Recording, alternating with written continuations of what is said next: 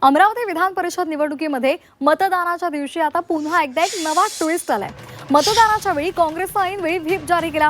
काँग्रेसनं आपल्या मतदारांना तटस्थ रहा असे आदेश सुद्धा दिलेले आहेत। ऐनवेळी काँग्रेसनं जारी केलेल्या व्हीपचं नगरसेवक पालन करतात का हे पाहणं महत्त्वाचं आहे। तर काँग्रेसनं अचानक व्हीप जारी केलेला आहे आणि त्यामुळे आता काँग्रेसचे नगरसेवक काय नेमका निर्णय घेतात, आदेशाचं पालन करतात का हे पाहणं सुद्धा महत्त्वाचं आहे। आणि या संदर्भात अधिक माहितीसाठी आपण जाणार आहोत आमचे प्रतिनिधी अनिरुद्ध दवाळे यांच्याकडे। अनिरुद्ध, काँग्रेसनं व्हीप जारी केला असला तरी आता त्याचं मतदार काँग्रेसचे जे आहेत ते पालन करतात का हे पाहणं महत्त्वाचं आहे। काय सध्या तिथली परिस्थिती आहे?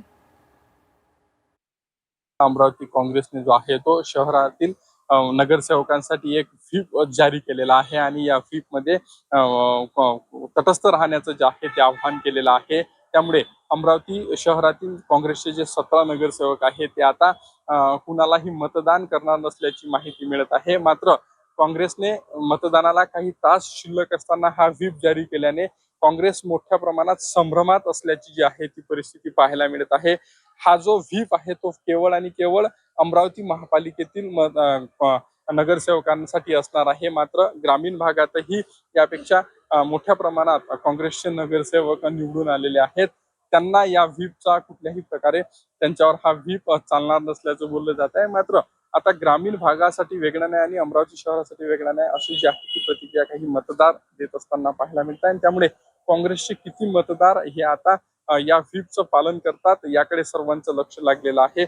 सध्या जर पाहिलं तर सध्या अमरावती विधान परिषद निवडणुकीमध्ये भाजपकडून प्रवीण पोटे, काँग्रेसकडून हर्षजित देशमुख तर वंचितकडून निलेश विश्वकर्मा हे निवडणुकीच्या रिंगणात आहे। मात्र हर्षजित देशमुख नावाचा आयटम आमच्यासाठी कधीचाच संपलेला आहे, त्याला आम्ही गांभीर्याने घेत नाही अशी प्रतिक्रिया 2 दिवसापूर्वी काँग्रेसचे नेते आणि माजी मंत्री सुनील देशमुख यांनी दिलेली आहे। आणि त्यामुळे आता काँग्रेस नेमकं मतदान कुणाला करणार याकडे सर्वांचं लक्ष लागलेलं आहे आणि सध्या काँग्रेसमध्ये मोठ्या प्रमाणात संभ्रमाची परिस्थिती असल्याचं पाहायला मिळत आहे।